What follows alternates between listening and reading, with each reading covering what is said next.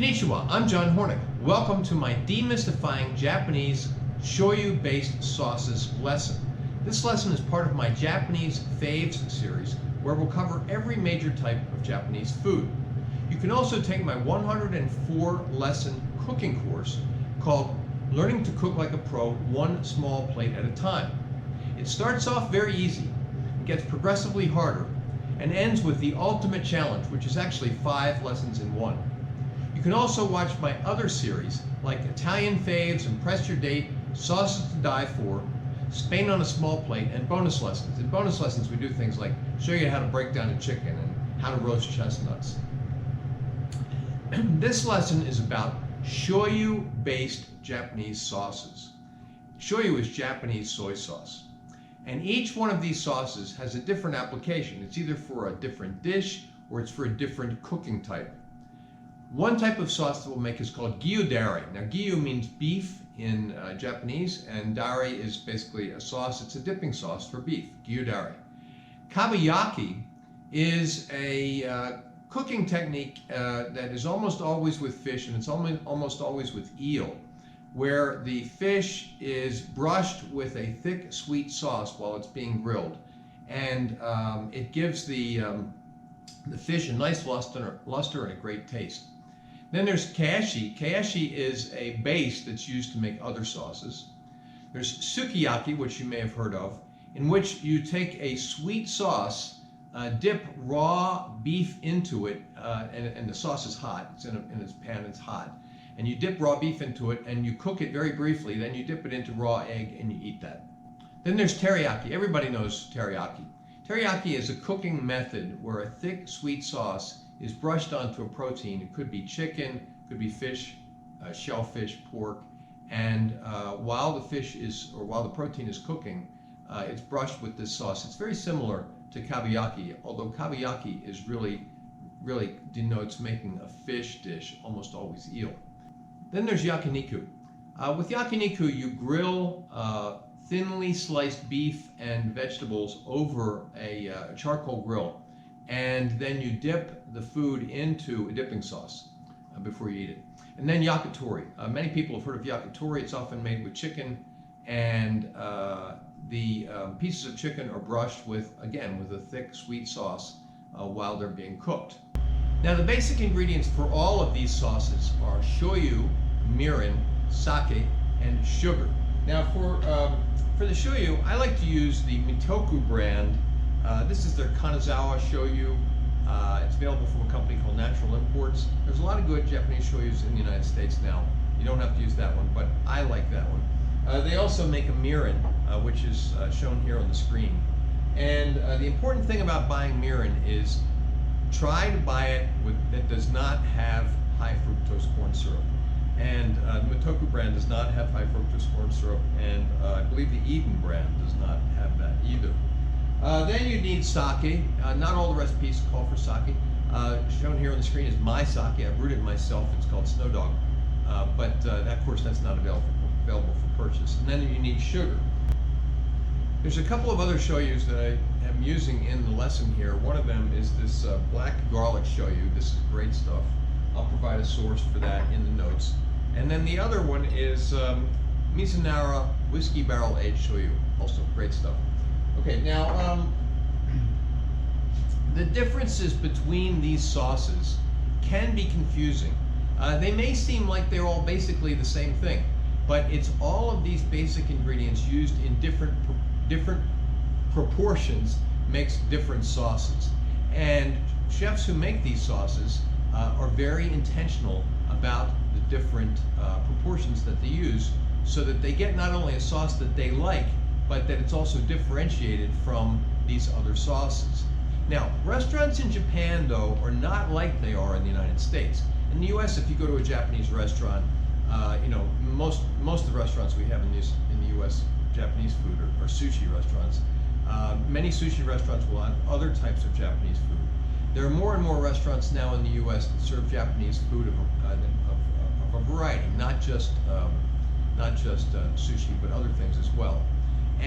But in Japan, restaurants are very, very specialized. For example, restaurant may do only ramen, it's called a ramen ya. Or it might do only udon ya. It may do only yakiniku, it might do only kabayaki, it might do only sukiyaki. There's some very old restaurants in Kyoto that have been doing sukiyaki for hundreds of years, and that's all they do. Because of this, the restaurant might only need to make one of these sauces, or maybe two. And because they don't make all of these dishes, they will not be making all of these sauces. It would be very rare in Japan to have a restaurant that makes all of these dishes and therefore has to make all of these sauces. But if you did find a restaurant that made, say, for example, both teriyaki and kabayaki, the chef will use the basic ingredients in different proportions to make two different sauces. Now, these recipes are very, very personal to the chefs, and they're often secret. And I'm going to show you some examples of sauce recipes today, but in Japan, each chef may have his own recipe. He may add some additional things to it. He may use these ingredients in different proportions. He may use a different sweetener other than white sugar, as I do, and I'll show you later on. Some of these sauces are also what I call perpetual, and they're kind of like sourdough bread starters that have been kept going for years and years and years. And there's actually something called a 10,000-year-old sauce. I don't think there is any such thing as a real 10,000-year-old sauce, but they're called that. These are sauces that have been kept going for a long, long time. The chef just keeps adding to them. Sometimes they might heat them up. Sometimes they don't. Sometimes they just keep adding ingredients to them and keep dipping things in them, and they use them over and over and over again for many, many years. Now, each chef will use different proportions to make these different sauces. Some may use more shoyu than mirin. Others may use more mirin. A lot of chefs use 1-to-1 ratio. Some chefs will use sake, others won't use sake. Now, these sauces, if we could know the proportions that are used by different chefs, we might find that one chef's teriyaki sauce is exactly the same as another chef's kabayaki sauce. Okay?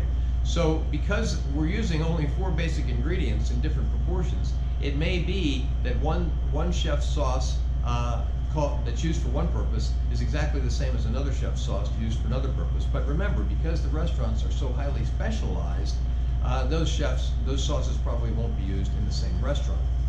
Now, some restaurants may also use the same sauce, same proportions of ingredients, for different preparations, such as kabayaki and teriyaki.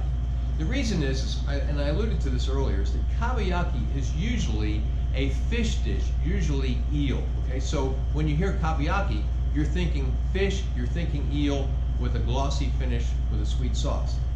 They may also do teriyaki, and their teriyaki sauce might be exactly the same, because teriyaki doesn't denote so much a particular protein like a fish.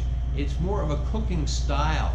You're grilling the fish, you're cooking the fish, and you're brushing it with a sauce that gives it a shine or a luster. Okay? Now, here are some sample recipes. These are recipes that other chefs have prepared. I got them from cookbooks, I got them from the internet. And when you see sugar here, it's always white granulated sugar unless otherwise specified. The garlic and ginger are always minced unless specified. And what you can see by looking at these recipes is that the proportions really aren't that different. Sometimes the sake and the, sometimes the shoyu and the mirin are in 1-to-1 ratio, 1 part to 1 part. Sometimes it's a little more of the mirin, sometimes it's a little bit more of the shoyu. And then the sugar, you can see it might be 2 tablespoons, it might be 6 tablespoons. So by varying these basic ingredients, you're getting different sauces, but those variations are done very intentionally. Okay? Now, I make all of these sauces, so I am careful to make sure that I have different proportions for each one of these sauces. Now, my recipes are also a little bit more complex. They include some other ingredients that are in the last column of this chart. But you can use this chart, or the chart that I showed on the prior slide, to make any of these sauces. Now, how do you actually make them? It's very simple. Now, on this chart that's on the right-hand side of the screen, I show, for my recipes, I show how you make the sauce. Now, many of them say mix, and that means all you have to do is mix up these ingredients really well. Now, after mixing, some chefs will also bring it to a boil and then simmer it on low so it doesn't reduce and doesn't evaporate. They'll simmer it for a few minutes. The reason they do this is to burn off the alcohol from the mirin and the sake. But you don't have to do that. I often will just mix up these sauces and I will not bring them to a boil. The alcohol remains in the sauce. If it's being used as a marinade, then the alcohol is also acting as a tenderizer. Now, for the sauces here that say reduce, what you do here is you mix up all the ingredients and then you bring it to a boil, and then after it comes to a boil, reduce the heat a little bit so that it's still bubbling, and you want to reduce the volume of the sauce until it coats the back of a spoon, okay? Until it coats the back of a spoon. Now, if your sauce gets too thick, you can either thin it with some of the ingredients in a slightly different proportion so that you're getting less sugar to the rest of the ingredients ratio. You can also thin with water. But what I'll often do is the sauce might be fine while it is warm, but then when it cools, it thickens. It might get really thick. And so what you can do there is you can heat it up in a double boiler. Heat the sauce up in a double boiler, and then it thins out so that it's not too thick to use. Because with respect to the kabayaki sauce and the teriyaki sauce and the yakitori sauce, these are going to be thicker and they're going to be brushed on to the food. Okay, so they've got to be thick enough to be so they don't run off, but not too thick that you can't brush them. Right? Now, you are the chef. After seeing this lesson, you are the chef, and you are free to tweak my recipes or the recipes that you saw on the slide of the recipes that I got off the internet from other sources. You can go on the internet, you can find recipes for all of these sauces. You can tweak them any way you want. Make them your own, okay? But if you're making all of them, make sure that they differ so that you can confidently say, this is a yakiniku sauce and this is a teriyaki sauce. I hope this video makes sense of the sauces. Please remember to subscribe to my channel. You can see photos of dishes using these sauces at my Instagram, which is @ChefsApprentice, Cook Like a Pro. Thanks for watching.